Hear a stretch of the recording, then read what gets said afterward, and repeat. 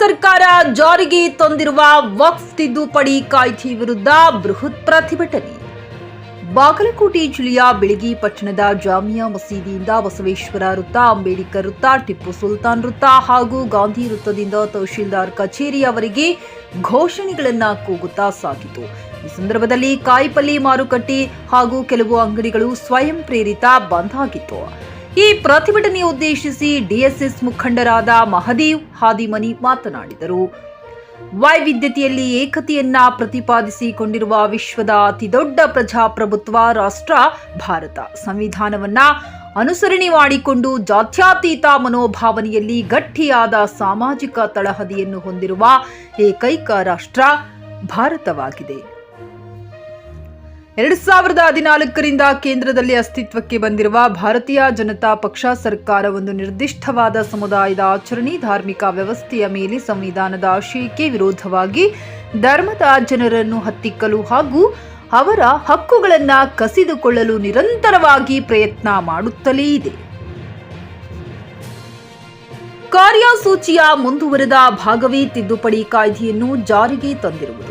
ನಮ್ಮ ದೇಶದ ವಕ್ಫ್ ಕಾಯ್ದೆಗೆ ಶತಮಾನದ ಇತಿಹಾಸ ಇದೆ. ಮುಸ್ಲಿಮರನ್ನು ಗುರಿಯಾಗಿಸಿಕೊಂಡು ಕಾಯ್ದೆಯ ತಿದ್ದುಪಡಿಯ ಹೆಸರಿನಲ್ಲಿ ಕೇಂದ್ರ ಸರ್ಕಾರ ಇಡೀ ವಕ್ಫ್ ಆಸ್ತಿಯನ್ನು ಸರ್ಕಾರದ ಹಿಡಿತಕ್ಕೆ ತೆಗೆದುಕೊಳ್ಳುವ ವ್ಯವಸ್ಥಿತವಾದ ಪಿತೂರಿ ನಡೆಸಿದೆ. ಕಳೆದ 10 ವರ್ಷಗಳಲ್ಲಿ ದೇಶದ ಮುಸ್ಲಿಮರ ಸಾಮಾಜಿಕ ಅಭಿವೃದ್ಧಿಗೆ ಚಿಂತಿಸಿದ ಕೇಂದ್ರ ಬಿಜೆಪಿ ಸರ್ಕಾರ ಪೌರತ್ವ ಕಾಯ್ದೆ, ವಿಶೇಷ ಸ್ಥಾನಮಾನ ರದ್ದತಿ, ಹಿಜಾಬ್, ಹಲಾಲ ಹೆಸರಿನಲ್ಲಿ ಮುಸ್ಲಿಮರನ್ನ ಸಮಾಜವಾಹಿನಿಯಿಂದ ದೂರ ತಳ್ಳುವ ಪ್ರಯತ್ನ ಮಾಡುತ್ತಿದೆ ಎಂದು ಕಿಡಿಕಾರಿದರು.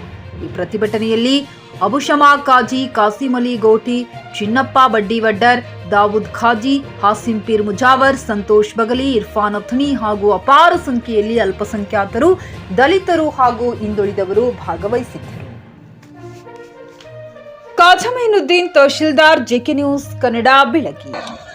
ಈ ಭಾರತ ದೇಶದಲ್ಲಿ ಲಿಮಿಟೇಷನ್ ಆಗಿ ಅವರು ಬದುಕಬೇಕು ಅನ್ನುವಂತ ಒಂದು ಕಾಯ್ದೆ ಚೌಕಟ್ಟವನ್ನ ನಿರ್ಮಾಣ ಮಾಡಿ ವಕಫ್ ನಲ್ಲಿರುವಂತಹ ಆಸ್ತಿಯನ್ನ ಸರ್ಕಾರೀಕರಣಗೊಳಿಸುವಂತ ಕಾಯ್ದೆ ಅಂತ ಇರ್ತಾರಲ್ಲ, ಇದು ಅತ್ಯಂತ ಅನ್ಯಾಯದ ಕಾಯ್ದೆ.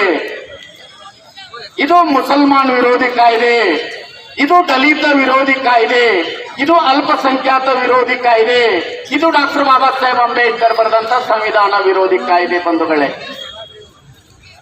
ಈಗಾಗಲೇ ಮಲ್ಲಿಕಾರ್ಜುನ್ ಖರ್ಗೆ ಅವರು ವಕ್ಫದ ಚರ್ಚೆ ನಡೆದಾಗ ಮಸೂದೆಯನ್ನ ಪಾಸ್ ಮಾಡುವಂತ ಸಂದರ್ಭದಲ್ಲಿ ಮಲ್ಲಿಕಾರ್ಜುನ್ ಖರ್ಗೆ ಅವರು, ರಾಹುಲ್ ಗಾಂಧಿ ಅವರು,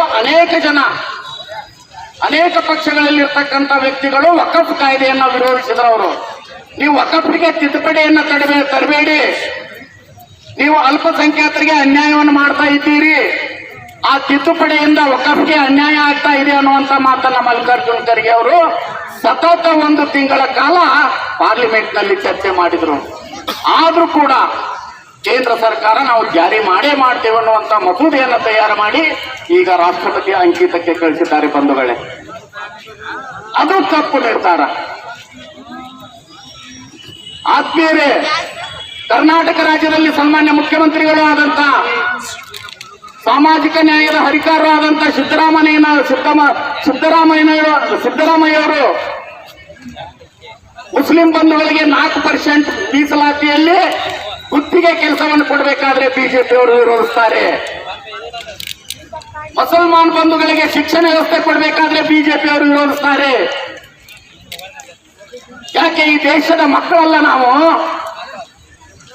ಭಾರತ ದೇಶದಲ್ಲಿ ಹುಟ್ಟಿದಂತ ನಮ್ಮಲ್ಲಿ ಕೂಡ, ಮುಸಲ್ಮಾನ್ ಬಂಧುಗಳಲ್ಲಿ ಕೂಡ, ದಲಿತ ಬಂಧುಗಳಲ್ಲಿ ಕೂಡ, ಹಿಂದುಳಿದ ವರ್ಗ ಬಂಧುಗಳಲ್ಲಿ ನರನಾಡಿಯಲ್ಲಿ ಈ ದೇಶದ ರಕ್ತ ಹರಿತಾ ಇದೆ. ಬಂಧುಗಳೇ, ಭಾರತೀಯ ರಕ್ತ ಹರಿತಾ ಇದೆ ನಮ್ಮಲ್ಲಿ ಕೂಡ. ನಿಮ್ಮ ಮಕ್ಕಳ ಉಜ್ವಲ ಭವಿಷ್ಯಕ್ಕಾಗಿ ಶ್ರೀ ಶಾಬ್ರ ರೇಣುಕಾ ವೀರ ಗಂಗಾಧರ ಶಿವಾಚಾರ್ಯರ ಮಾರ್ಗದರ್ಶನದಲ್ಲಿ ನಡೆಯುತ್ತಿರುವ ಶ್ರೀ ಶಿವಯೋಗಿ ವಿದ್ಯಾಲಯ ಶಾಲೆಯಲ್ಲಿ ದಾಖಲಾತಿ ಪಡೆಯಿರಿ. ಇಲ್ಲಿ 1ನೇ ತರಗತಿಯಿಂದ 10ನೇ ತರಗತಿಯವರೆಗೆ ಪ್ರವೇಶ ಪ್ರಾರಂಭವಾಗಿದ್ದು, ಉನ್ನತ ಗುಣಮಟ್ಟದ ಶಿಕ್ಷಣದ ಜೊತೆಗೆ ಆಟ, ಯೋಗಾಸನ, ಡ್ಯಾನ್ಸ್, ಕರಾಟೆ ತರಬೇತಿಯೂ ನೀಡಲಾಗುತ್ತದೆ. 5ನೇ ತರಗತಿಯಿಂದ 10ನೇ ತರಗತಿಯವರೆಗೆ ವಸತಿ ಸೌಲಭ್ಯವೂ ಕೂಡ ಲಭ್ಯವಿದೆ. ನುರಿತ ಶಿಕ್ಷಕರಿಂದ ಬೋಧನೆ ನೀಡಲಾಗುತ್ತದೆ. ಎಸ್ಎಸ್ಎಲ್ಸಿಯಲ್ಲಿ ಈ ಶಾಲೆಯ ಫಲಿತಾಂಶವು 100%ವಾಗಿದೆ. ಹಾಗಿದ್ರೆ ತಡೆಯಾಕೆ? ಇಂದೇ ಭೇಟಿ ನೀಡಿ ಶ್ರೀ ಶಿವಯೋಗಿ ವಿದ್ಯಾಲಯ, ಹುಮ್ನಾಬಾದ್. ಹೆಚ್ಚಿನ ಮಾಹಿತಿಗಾಗಿ ಸಂಪರ್ಕಿಸಿ 8747071091 ಅಥವಾ 9164643288.